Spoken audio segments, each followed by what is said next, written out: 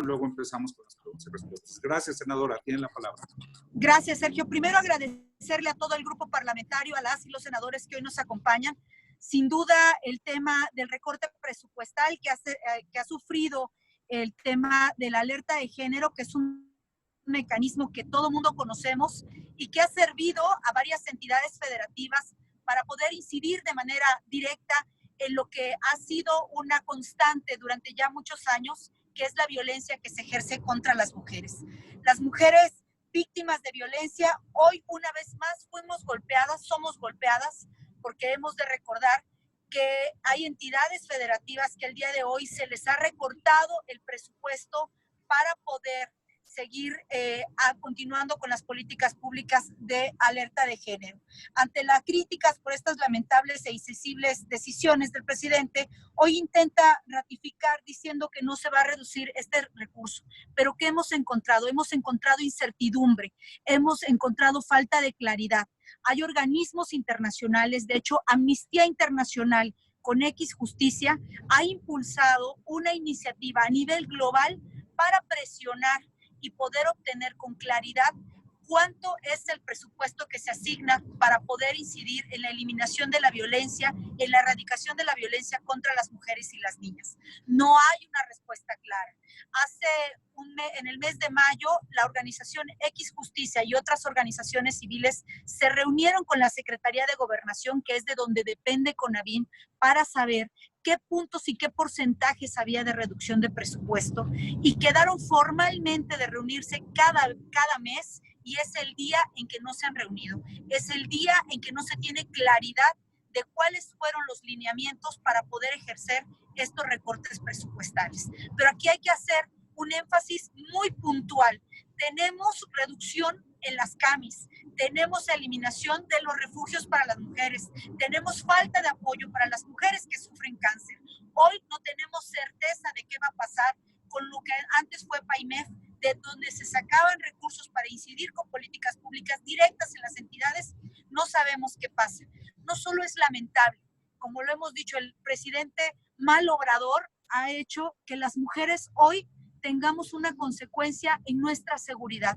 No sabemos hacia dónde vamos y cómo vamos caminando con estas políticas públicas. Lamento profundamente que hoy comisiones como la de igualdad de género no se hayan manifestado ni se hayan unido a este reclamo que es a nivel nacional por la falta de presupuesto para las políticas de las mujeres. Es una nota que tiene que estar en primera plana. Las mujeres no importamos. Como lo hemos dicho muchas veces, la importancia se ve siempre reflejada en el presupuesto. Y lo cierto es que hoy el presupuesto no considera a las mujeres. Quisiera decirle que detrás de estas estadísticas negras que hoy tenemos las mujeres, hay niñas, hay jóvenes, hay mujeres enfermas, hay madres de familias que no obstante que con la pandemia se ha incrementado ya de manera comprobada la violencia en los hogares, seguimos con políticas de brazos caídos. Seguimos diciendo, como lo ha dicho el presidente de la República, que no pasa nada, que no hay violencia contra las mujeres, que no hay violaciones a los derechos humanos. Es no querer ver las estadísticas, las encuestas, las denuncias. Lamentamos profundamente que las mujeres tengamos que salir y alzar la voz nuevamente en una batalla que no tendría que ser una batalla, sino el reconocimiento a la importancia que como mujeres, las niñas, tenemos hoy en nuestro país. Es cuanto, Sergio. Muchas gracias.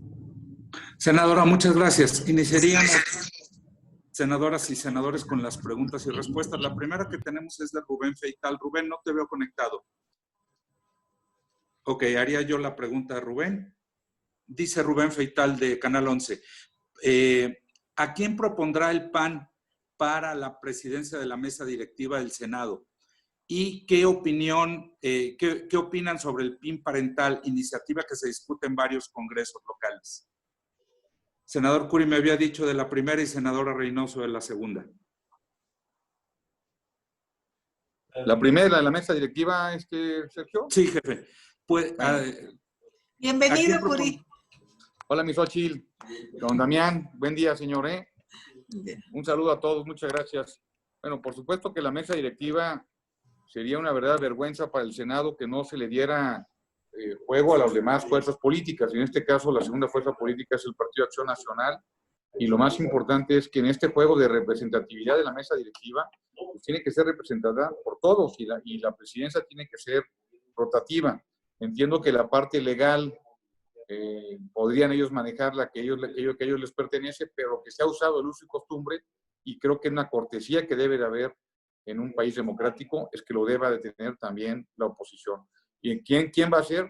Primero estar negociando que sea para el Partido de Acción Nacional, y después dentro de nuestro grupo nos pondríamos de acuerdo para ver quién podría ser la presidenta o el presidente de la mesa directiva. Muchas gracias, jefe. Senador Reynoso. No se escucha, senadora. Listo. Sí, muchas gracias, Sergio. Muy buenas tardes a todos y a todas. A ver, ¿cuál es la posición del PAN respecto al tema de PIN parental? Que además lo hemos dicho, no ahora, siempre el PAN ha defendido el derecho que los padres de familia tienen para poder educar a sus hijos. Incluso en la propia reforma educativa así es considerado. Y de lo que se tratan estas iniciativas en los congresos locales, que es donde se está discutiendo, porque se han presentado en algunos estados iniciativas a favor precisamente de que los padres puedan decidir sobre los contenidos de educación sexual o ideológica que ven por sus hijos en las escuelas. Y esto, pues la verdad es que lo que ha dicho la Secretaría de Gobernación, que esto vulnera los derechos humanos, a ver, vulnera los derechos humanos el que no le permitan a los padres el poder intervenir en la educación de sus hijos, y que además hay que respetar también las reformas que en lo local se están procesando, se están discutiendo, y que hemos escuchado las voces de asociaciones de la sociedad civil en torno a la defensa de la familia, y lo único que se está pidiendo es que este PIN parental se respete, que se respete el derecho de los padres para poder también educar a sus hijos. Senadora, muchas gracias.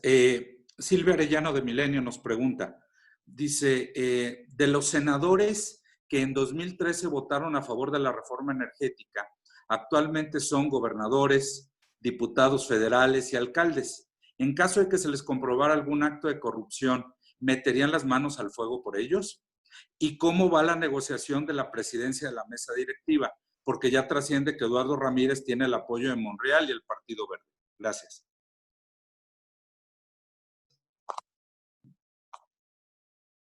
Xochitl, ¿quieres comentar algo? A mí me gustaría contestar el tema de Odebrecht y la regresada de Emilio Lozoya. Primero, no nos equivoquemos. Lo que se investiga es si ese dinero fue a dar a la campaña de Enrique Peña Nieto. Eso lo tiene que investigar. A mí no me vengan con la manga del muerto de que negociaron para que el señor hable, diga lo que tiene que decir. Ojalá tenga pruebas suficientes. Ojalá no solo quiera enlodar a senadores del PAN, porque pues si hay alguien que fue beneficiado son los priistas. Todos sabemos las fortunas y algunos que hoy están en Morena, por cierto, como es el caso del gobernador de Puebla, que también hizo una gran fortuna. Entonces, creo que aquí lo importante es, si hay sobornos y se prueba, caiga quien caiga, del partido que sea. Eso debe ser el compromiso, pero también vamos por el que ordenó los sobornos, que es el expresidente de la República. Yo en ese sentido, nada más quiero comentar algo. Sí, senador. Yo no contestaría supuestos. Yo supuestos no contesto. Es un supuesto que en este momento no está. Y a un supuesto no voy a contestar. Lo que sí les puedo decir es que por el caso, por ejemplo, de los que ahora son gobernadores, lucharon muchísimo y fueron encontrándose. Hubo una gran cantidad de debates internos muy fuertes, internos y externos, están ahí. El diario de debates del Senado, donde se vio cómo verdaderamente lucharon por una reforma energética que le sirviera al país. Gracias, senador. Vero Méndez nos pregunta, ¿estarían dispuestos a apoyar otro periodo extraordinario para sacar asuntos como discriminación, marihuana y diversas leyes secundarias como lo plantea Monreal, sin contemplar el ingreso vital en esta crisis sanitaria? De W Radio. ¿Quién nos ayuda? Senador Cepeda, por favor. Y senadora Murguía después. Adelante, Lupita, adelante. Gracias.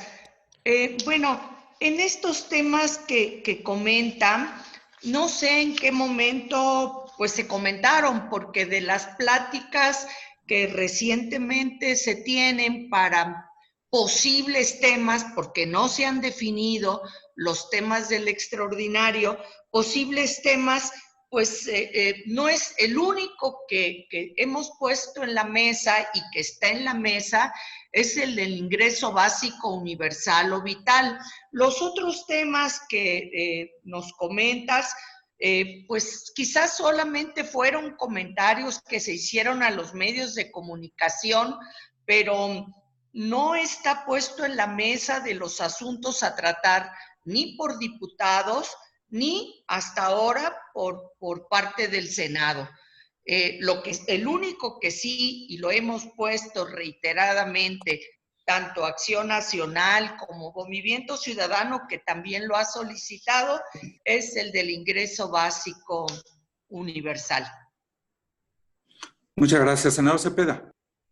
Sí, reiterar, nosotros hemos sido muy claros. Nuestro interés prioritario, único prácticamente, para exigencia directa de que se convoque un extraordinario, es para votar el ingreso básico universal bajo el nombre o denominación que gusten. O sea, un apoyo directo a los mexicanos para atender la crisis. Esa es la exigencia y vamos a insistir en ella.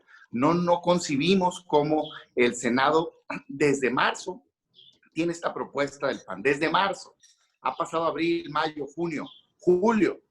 Y ahora se quieren ir hasta septiembre. O sea, es decir, que pasen otros meses más con más de 12 millones de personas sin recibir ingresos, como dice INEGI. Abril y mayo, 12 millones de personas sin tener ingresos. Y aquí seguir pateando el bote, no estamos de acuerdo. Vamos a continuar exigiendo que se aborde el tema del ingreso básico. Hay que pasar del dicho al hecho. Ya todos los grupos parlamentarios han dicho que están de acuerdo con la idea. ¡Qué bueno! Ahora es momento de ponerle acción a las palabras, que se hable el tablero y que se vote el beneficio a favor de los mexicanos. Esa es nuestra exigencia. No hay ningún otro tema, digamos, de esa urgencia y relevancia. Claro que nosotros siempre cada tema lo analizamos, votamos a favor o en contra, dependiendo si es correcto. No es esa la postura. El tema es, exigimos que se convoque un extraordinario para aprobar el ingreso básico universal o cualquier nombre. Muchas gracias, senador. Víctor Mayer nos pregunta, ¿el PAN dará su voto a las modificaciones a la Ley Federal de Presupuesto y Responsabilidad Hacendaria para la reorientación discrecional del presupuesto? Senadora Murguía, por favor. Bueno, he estado en pláticas con el grupo de diputados de Acción Nacional que están revisando esto. Esto no está definido, hay observaciones, hay aspectos a atender, incluso consideraciones para ver si ese tema se incluye o no como materia del periodo extraordinario. Como bien lo ha dicho Damián Cepeda, nosotros buscamos que se dictamine el ingreso básico universal o vital, algunas otras iniciativas así lo refieren. Y en tratándose de la Ley de Presupuesto y Responsabilidad Hacendaria, sé que en el Senado, en diputados, hay mesas de trabajo en donde se está ajustando una nueva iniciativa totalmente diferente de la que presentó el presidente y que era un cheque en blanco y absolutamente discrecional. Bueno, esa todavía no está acordada, la nueva, y Acción Nacional concretamente no tiene en estos momentos una postura respecto de esa iniciativa, porque hay que verla en el contexto global de los temas y desde luego de la propia iniciativa. ¿Pudiera sumar un comentario a ello? A mí me llama poderosamente la atención cómo a través de medios de comunicación nos enteramos que el gobierno ya le informó a las bancadas de Morena que no tiene dinero para hacer el ingreso básico, mínimo, lunático o vital. O sea, como sea, pues, es lo que quiero decir. Dicen, es que no hay dinero. Y al mismo tiempo quieren empujar una reforma a la ley de presupuesto que le daría dinero al gobierno. Pues ahí está, ahí está. O sea, si quieren sacar una reforma para reasignar dinero, que hemos dicho por mucho tiempo que se debería de quitar todas las obras no prioritarias y mandarlas a los apoyos directos a la gente, sería inconcebible que el Congreso haga una reforma que permita al gobierno cambiar dinero y no garantizar que ese dinero vaya en apoyo a los mexicanos. Y, por supuesto, darle reglas claras para que no lo puedan hacer discrecional. Pero si están buscando recursos, además de que ya lo hay, y además de que está la opción de la deuda, ahí está, ahí mismo, en la reforma de la ley de presupuesto, bien hecha, si es que se hace bien, como dice Lupita. Si el resultado va a ser dinero reasignado, pues ahí se tiene dinero para el ingreso básico. Entonces, aprobémoslo. Muchas gracias, senador. También nos preguntaba Víctor Mayén sobre cómo iba la denuncia de negligencia criminal contra López-Gatell. Esa vamos a hacer una conferencia de prensa específica para darles los anuncios. Avanzaríamos con Karina Aguilar. Karina, te veo conectada. ¿Puedes hacer tu pregunta o la hago yo? Hola, sí, buenas tardes. Aquí estoy. Gracias. Oiga, preguntarles sobre este tema de la reunión que tuvo hoy el presidente allá en Guanajuato. Finalmente, el gobernador reconoce que no acudía a todas las reuniones de gabinete, como bien habían denunciado algunos senadores, incluso el gobierno federal. Con esto, pues no queda claro que sí faltaba una coordinación. Si me pueden dar su opinión sobre esta. Por otro lado, también preguntarles en torno a la situación que, si ya tienen definida la denuncia, ya escuché que decía Sergio que iban a tener una conferencia sobre el tema de López-Gatell, pero si sí hay procedencia para, bueno, si sí hay materia para proceder en contra de López-Gatell penalmente. Y por último, ¿ustedes pedirían a la mesa directiva del Senado que manden retirar las matas de marihuana que se encuentran afuera en el Parque Luis Pasteur y que dejaron a estas personas que se estuvieron manifestando por meses ahí en el Senado? Gracias. Senadora Reynoso y posteriormente senadora Gálvez pidieron la palabra. Senadora Reynoso. Sí, gracias. A ver, me parece que lo que hoy, en la reunión que se da con el presidente, algunas precisiones en torno a lo que comentó el gobernador. Él mencionó que acudía los lunes, todos los lunes él asistía y encabezaba la reunión de seguridad y desde principios de este mes estaba acudiendo todos los días. Eso creo que hay que enfatizarlo. Segundo, me parece que también es importante resaltar lo que el presidente reconoce en torno al tema de homicidios dolosos, que es, y que lo dicho por el presidente, que reconocía que estos homicidios eran causados por la delincuencia organizada, por el crimen organizado. Eso era lo importante, el reconocimiento, porque además el propio secretario general, el secretario de la Sedena, también cuando hace la presentación de los resultados, reconocen que en los delitos del fuero común, pues Guanajuato está en las posiciones muy por debajo de la media nacional. Lo que era importante es reconocer el origen de los homicidios dolosos, y me parece que eso es lo más importante, la coordinación, porque si se atiende y se combate la delincuencia organizada, se estará también atendiendo el tema de homicidios dolosos.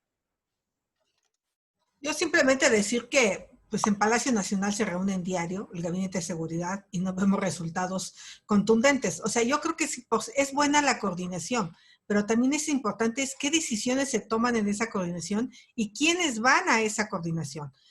Yo fui delegada y tenía reuniones todos los días de seguridad, martes y jueves creo, y la verdad es que muchas veces el fiscal mandaba al enviado del enviado del enviado, entonces no servían de nada las reuniones. Entonces creo que si van a ser de alto nivel, que sean de calidad, que de verdad haya coordinación y de verdad se asuman responsabilidades. Si no, te puedes ver diario y no pasa absolutamente nada. Y en el tema de la marihuana, yo diría que estamos hablando de un área común.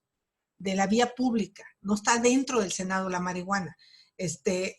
A mí sí me parece que el alcalde de la delegación Cuauhtémoc tendría que aplicarse y retirarla. A mí me tocó recoger matas de marihuana en la vía pública que la gente suele sembrar porque pues ahí no es ningún delito, pero se ve mal, está mal que mientras no sea legal su producción la tengamos enfrente del Senado. Entonces yo creo que la presidenta de la mesa directiva debería de mandarle una carta a la jefa de gobierno y al alcalde para que sea retirada. Y no tengo nada contra la marihuana, por cierto, la aprobaría su consumo legal. Muy bien. Muchas gracias, Karina. Gracias. Israel Aldave nos manda su pregunta y dice, para quien desee contestar, el bloque de contención parece ser que, a diferencia de la pasada ocasión, votaría a favor del extraordinario. Esto le daría poder absoluto al presidente en el manejo del presupuesto. Esto se debe al pago de facturas de 2 bancadas con Ricardo Monreal, y si consideran al líder de morenista como el artífice de la ruptura del bloque opositor. ¿Quién me ayuda? Yo doy mi opinión. Yo creo que no hay ninguna ruptura, ¿no? Siempre se ha sido muy claro, somos partidos políticos distintos. Tenemos posturas en ocasiones, digamos, coincidentes y en ocasiones no. O sea, no es un bloque que en todo piense igual, sino pues no seríamos partidos distintos. Lo que hace ese bloque es sumar esfuerzos cuando se considera que hay que evitar o impulsar, o sea, en negativo, digamos, lo que está haciendo el gobierno, o impulsar en positivo algo, una acción que es importante para este país. Pero en ciertos temas puede haber matices, pues, ¿no? Y eso no debe de extrañarnos. Yo espero que en este tema de presupuesto, digo, la lucha anterior claramente se manejó como un tema de importancia nacional, como, oye, hay un riesgo de que el presidente se haga del presupuesto de manera discrecional, y hubo una defensa común de México. Si está planteado en los mismos términos, pues yo esperaría, ojalá, y la defensa sea igual, no entendería el cambio. Pero hay que ver los productos, como bien dice Lupita, no ha llegado el documento. Digo, pues, si se está hablando de otra cosa, pues hay que revisarla, ¿no? Y ya revisado, pues veremos. Yo en lo personal, cheque en blanco, ni de loco al presidente. Senador Rementería, senadora Reynoso, y creo que hasta ahí me habían pedido la palabra. Senador Rementería, por favor. Yo considero que lo que se tiene que decir es que el bloque subsiste. Lo que pasa es que el bloque no está conformado para estar en todo y en cada una de las sesiones de acuerdo en todos los temas. Tiene precisamente estas diferencias que se dan normales y en donde puede haber precisamente pues coincidencias muchas, y a veces pues simplemente pues establecen rutas diferentes. Me parece que ese pudiera ser un caso. Ahora, en el tema del presupuesto, por cierto, también hay que decir, esto de evitar que se legisle sobre esto solo podría durar hasta el 31 de agosto, también hay que decirlo, porque al final en septiembre pues no necesitan a la autorización de la permanente ni al bloque para poder sesionar respecto de esto.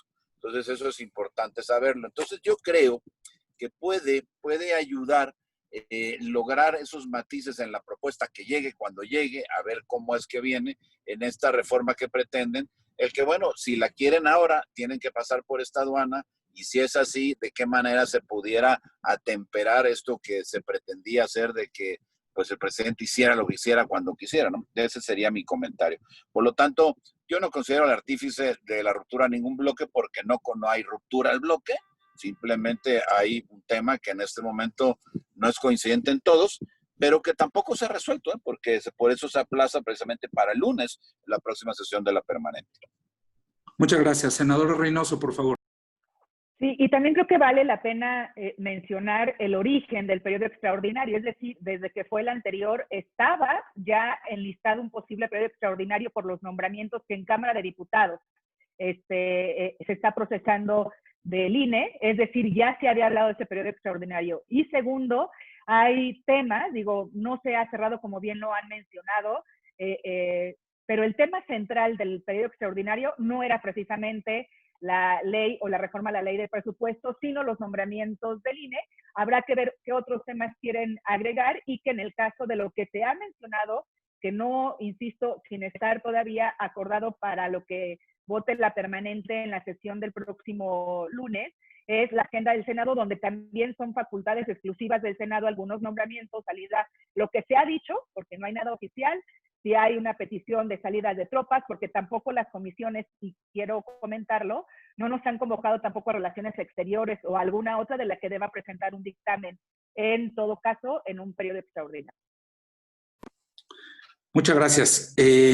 Misael Zavala nos pregunta,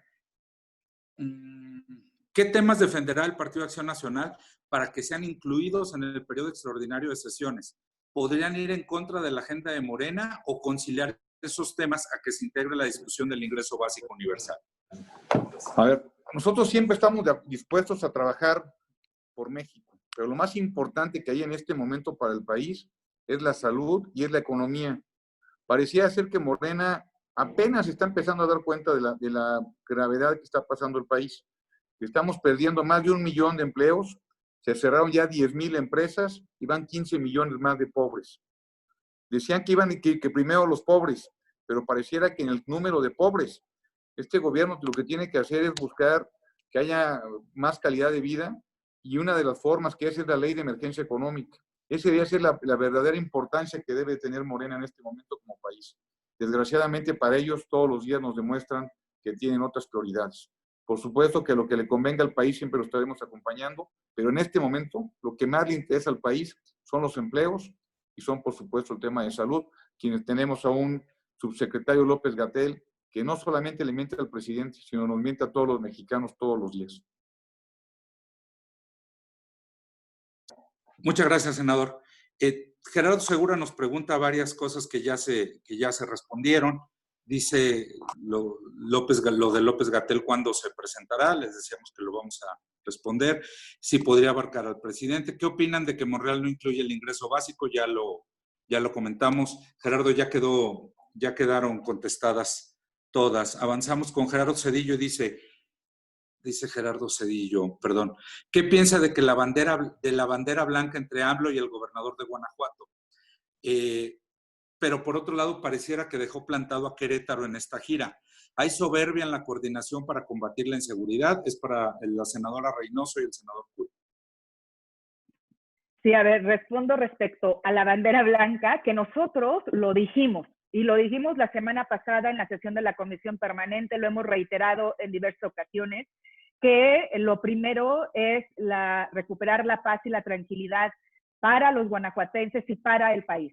Y que la disposición para trabajar y para coordinarnos siempre estaba ahí. Tanto que, digamos, en las reuniones y en las mesas, pues solamente quienes asisten pueden hablar de lo que ahí acuerdan, de los operativos que se realizan, de las formas, y que serían los únicos que debieran opinar. Sin embargo, a mí me da mucho gusto que finalmente en la reunión del día de hoy se exprese tal cual la disposición para combatir la delincuencia organizada, y que sin duda esto nos ayudará muchísimo para recuperar la paz y la tranquilidad en Guanajuato. Senador Curi. Sí, bueno, referente a lo de Guanajuato, pues yo creo que lo que necesita este país ya, y es lástima que Morena se da cuenta después de 2 años, que tiene que haber coordinación para poder combatir la inseguridad. La inseguridad, los últimos datos que salieron el día de hoy, sube el secuestro, 74% más de homicidios dolosos, y lo que está pasando no es cosa menor. Por supuesto que una coordinación entre el Estado y la Federación y los municipios. Respecto a lo que dejaron plantado al gobernador, no lo considero así. El presidente de la República hizo una gira sobre estados que tienen los índices de inseguridad muy altos, y estoy convencido, y así lo he visto, que hay buenos puentes de comunicación entre el gobierno del estado de Querétaro y la presidencia de la República. Muchas gracias, senador. Juan Arvizo, El Universal, nos pregunta. El Universal informa hoy que los estados de la República han recibido 18,456 millones menos de recursos federalizados como efecto de la pandemia en la recaudación, y ello afecta a los ramos estatales de salud, educación, seguridad y otros. ¿Cómo romper este círculo vicioso de emergencia sanitaria y de emergencia económica? Yo tengo entendido, si me permiten nada más rápido, si me permite, güerita, a ver, el presupuesto para este año no lo podían mover. Había un fondo de contingencia económica que ellos mismos se lo están gastando. Y el fondo que le dejaron era de 300,000 millones de pesos. Y ahorita estamos hablando de 18,000 millones de pesos. Es decir, este gobierno ha dejado en estado de indefensión a los ciudadanos de los demás estados, han dejado en estado de invulnerabilidad a los municipios de los estados en temas de seguridad, en temas de salud, los han dejado solos y no ha habido por ningún motivo un aumento en el apoyo para este momento tan extraordinario. Por cierto, se han subido la deuda y no nos han dicho ni siquiera en qué se ha ido, como por ejemplo los 40,000 millones de pesos que tiene el Seguro Popular, nadie sabe dónde quedaron. Senador Reynoso, después el senador Rementería. Sí, a ver, me parece que lo que advertimos desde el principio, invertir y aprobar la ley de emergencia económica, sostener los empleos, era pensar en la recaudación no solo de ahora, sino de mañana, incluso los incentivos fiscales. Y yo nada más quiero poner el ejemplo de Perú. Tiene 32 millones de habitantes. Y ellos, para lo que nosotros le llamamos el ingreso básico y para sostener los empleos, le invirtieron 39,000 millones de dólares para 32 millones de población. Y en México, para más de 120 millones de mexicanos, le invierte y presumen 1,136 millones de dólares. Ahí está la incongruencia, la inconsistencia y que, bien lo decía el coordinador, justo el Fondo de Estabilización es para entrar en momentos en que se necesite y yo creo que lo más complicado, porque además lo dijo todavía el presidente, que no había bajado la recaudación, lo que muchos esperaban. Entonces, hay contradicciones entre lo que se dice un día y otro, lo cual no es sorpresa tampoco. Muchas gracias. Senador Rementería, por favor. Mira, el resultado de la baja de recaudación, que es real, que es cierta, y que además es muy importante y que lamentablemente parece que lo va a hacer más en las próximas fechas, es justo estos recortes que se han venido dando. Ayer se daba cuenta también, era nota periodística, de los recortes que se daban precisamente en el tema de los apoyos a organismos para defensa de mujeres y todo esto. Hoy tenemos esta situación que sea por más de 14,000 millones de pesos y seguramente vendrán otros. Pues esto derivado de una caída del ingreso presupuestal, del mal ejercicio que han hecho y la mala gestión para generar condiciones que permitan la posibilidad de tener pues ingresos suficientes. Claro que ha caído los ingresos y van a caer más. Por eso es importante precisamente esta propuesta de la ley de emergencia económica, el discutir lo del ingreso básico universal o vital, como se llame, para que podamos estar en condiciones de detener la caída, de que la caída, si hoy se estima ya en más de un poco más de un 10%, pues que no se nos vuelva en un 15, en un 20, como algunos han atrevido a decir, porque entonces sí, lo que vamos a tener es una debacle de la actividad económica en nuestro país y entonces el gobierno entrará en verdadera quiebra. Tendremos a un gobierno quebrado que no le alcance seguramente ni para poder terminar este año fiscal. Ya no importa de dónde jalen los recursos y eso va a generar problemas muy serios en todo el país y por supuesto principalmente a las mismas oficinas de gobierno. Entonces, lo que hay que hacer es que reconozcan que es urgente ya, que se tiene que atender esto, que se tiene que actuar con sensatez, con audacia, sí, para poder lograr una recuperación económica, promover la generación de inversión, ayudar con el ingreso básico universal y entonces encontrar la fórmula para que esta caída se amortigue un poco y no tenga los efectos dramáticos que parece que va a tener. Y esto, hoy vemos recortes como estos de 14,000 millones de pesos. Lamentablemente, pareciera que si no se compone, esto va a ser pues el común de muchos otros casos que tristemente van a afectar a la actividad en todo el país. Muchas gracias, senador. Finalmente tendríamos la pregunta de Adrián Ojeda. Adrián, te veo conectado. Sí, ¿cómo están? Muy buenas tardes. Buenas tardes, Sergio. Buenas tardes, senadoras, senadores. Mis preguntas son las siguientes. Primero, al parecer, el actual gobierno federal pretende hacer un circo con la detención y las declaraciones que se vienen, pues, del exdirector de Pemex, del exgobernador de Chihuahua.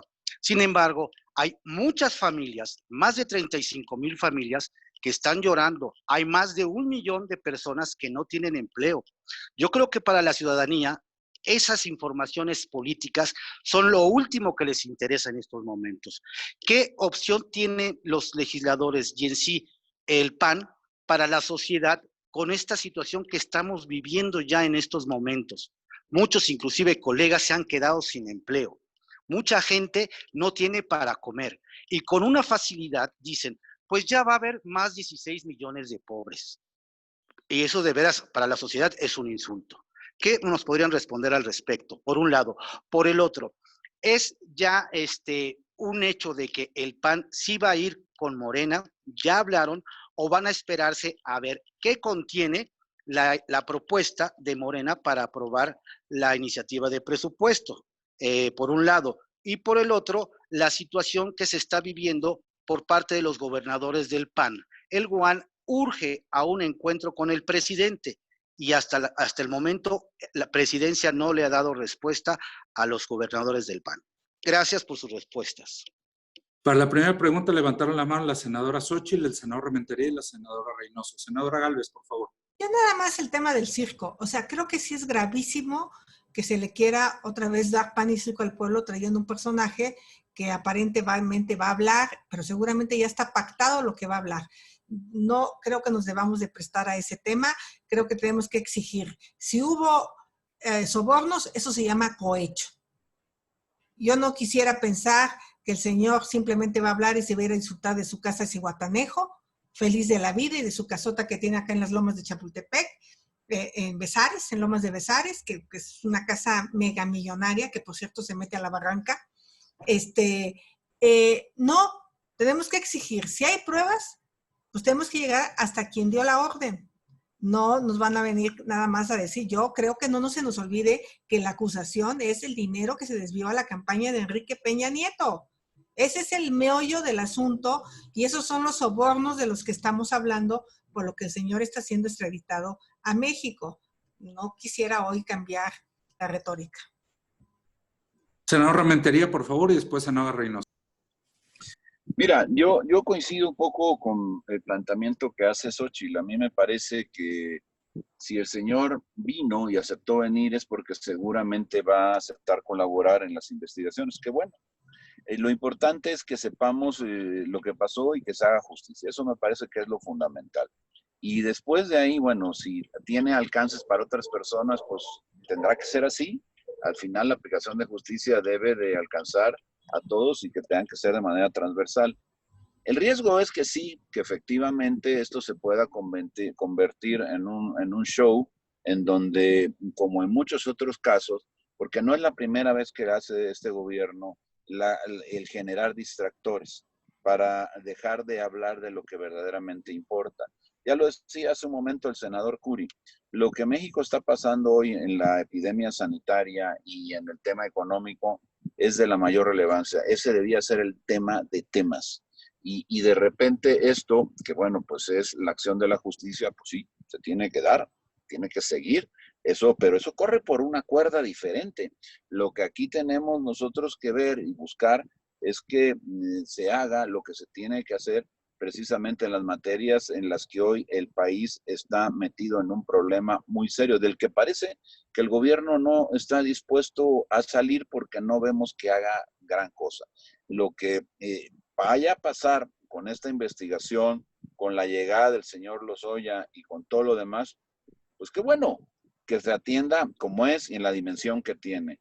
Y ojalá, yo tengo mis dudas respecto a esto, pero ojalá sea así y no se ocupe simplemente como un distractor más y como toda una novela que genera muchas veces el presidente para mantener entretenida a su audiencia en las mañaneras y ahora en las taurinas y más adelante quién sabe si tengamos matinés dominicales, sabatinas, no lo sé, pero al final pareciera que lo que quiere es tener a todo el mundo entretenido con los temas que claro que a la gente le despiertan morbo, pero a ver, porque bueno, pues así es la situación, pero lo importante es que se pongan a trabajar y trabajar ya en cómo van a hacer para resolver a la cantidad de personas. Se cuentan por millones millones de personas que hoy van a pasar a condiciones de pobreza extrema y más de 12 millones que también pierden su trabajo.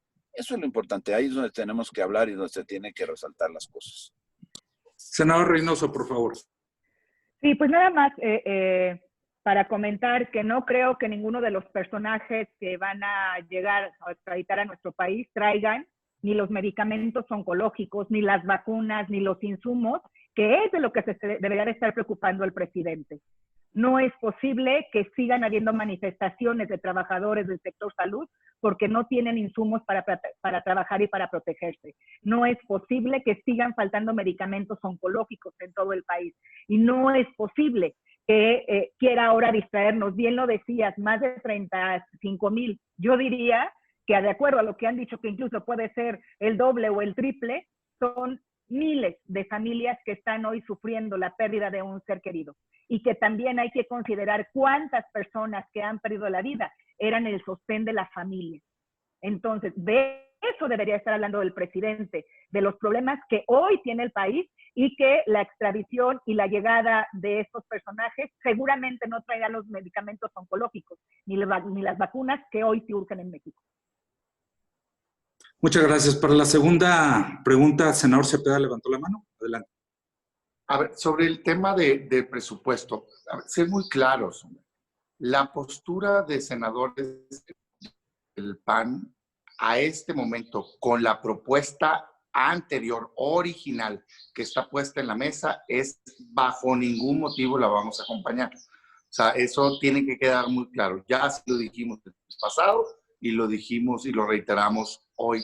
Si en el lapso se trabaja algo más, pues bueno, cuando se tenga ese producto, podemos dar una opinión, pero no, de ninguna manera hay un apoyo anticipado a una reforma que vaya a darle al presidente la facultad de mover presupuesto.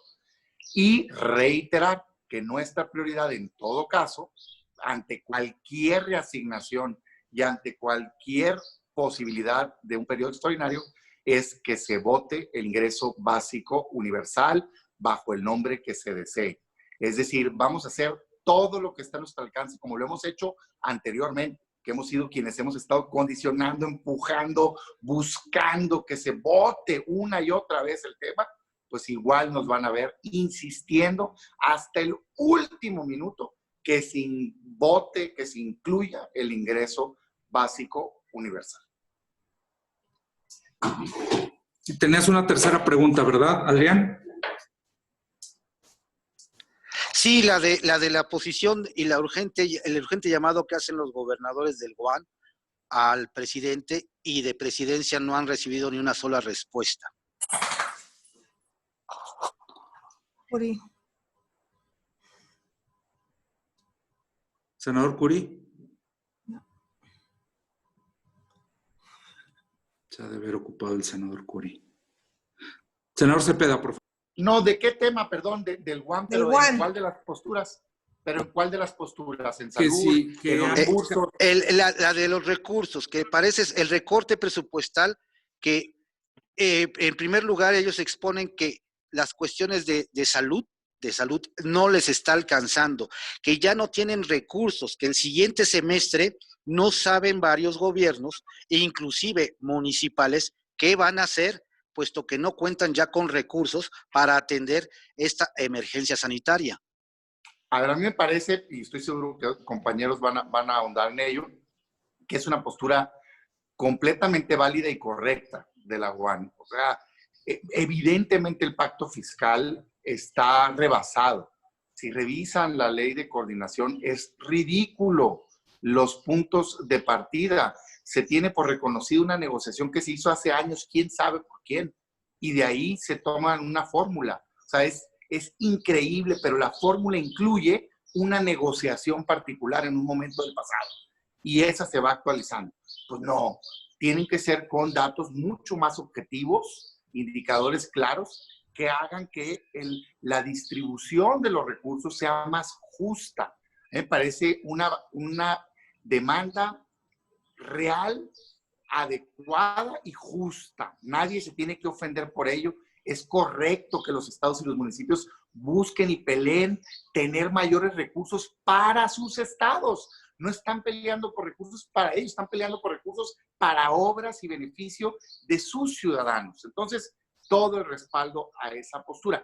Y particularmente ahorita que hay una reducción de ingresos, para eso existen los fondos de estabilización y sí debe de, además de ello, darse recursos adicionales para atender una crisis adicional que se generó por el coronavirus. Es decir, no pueden esperar que con los recursos normales de las aportaciones y participaciones alcance para una situación extraordinaria.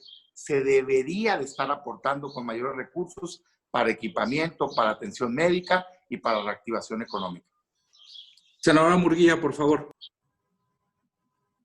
Sí, en el mismo sentido, comentar que ante esta pandemia que implica ciertamente una crisis de salud, pero también una crisis económica, tanto los gobiernos estatales como los municipales, al principio, por lo menos al principio, se hacían cargo de una situación verdaderamente extraordinaria con recursos ordinarios, que ya de por sí son insuficientes.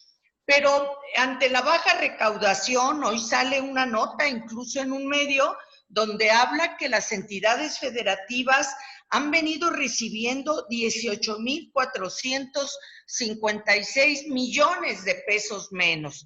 Es decir, ante una circunstancia extraordinaria, han tenido que invertir en equipo, en adaptación de hospitales, medicamentos, apoyo de equipo también para el sector salud, ampliar nuevas instalaciones ante la posibilidad de mayores contagios, pero también brindar apoyos económicos en la medida de sus posibilidades a la población, con paquetes de apoyo alimentario, con promociones de apoyo a micro, pequeñas y medianas empresas. No ha habido recursos extraordinarios. La Federación concentra el 80% de los recursos que maneja este país, 20% se distribuye entre estados y municipios, 16 para los estados, 4 para los municipios. Esta fórmula es absolutamente inaplicable hoy en día porque quienes están haciendo frente a la población en esta crisis económica y en esta crisis de salud son precisamente los gobiernos de los estados y los municipales sin recursos extraordinarios y hoy incluso ya con una disminución significativa de los recursos federalizados. Y bueno, es el motivo y la razón justificada del llamado que hacen al presidente, al secretario de Hacienda, de entrar a la revisión del acuerdo fiscal de tal suerte que haya una distribución equitativa de los recursos acorde a las necesidades actuales y no a criterios que imperaban hace ya muchos años en el siglo pasado que ya no son aplicables. No tendríamos más preguntas, creo que han sido suficientes el día de hoy. Agradecerles, senadoras, senadores, compañeras y compañeros de la prensa. Lo estaríamos convocando para la conferencia de prensa el día de mañana. Muchas gracias. Muchas gracias. Buen día a todos. Gracias a todos. Gracias, buenas tardes.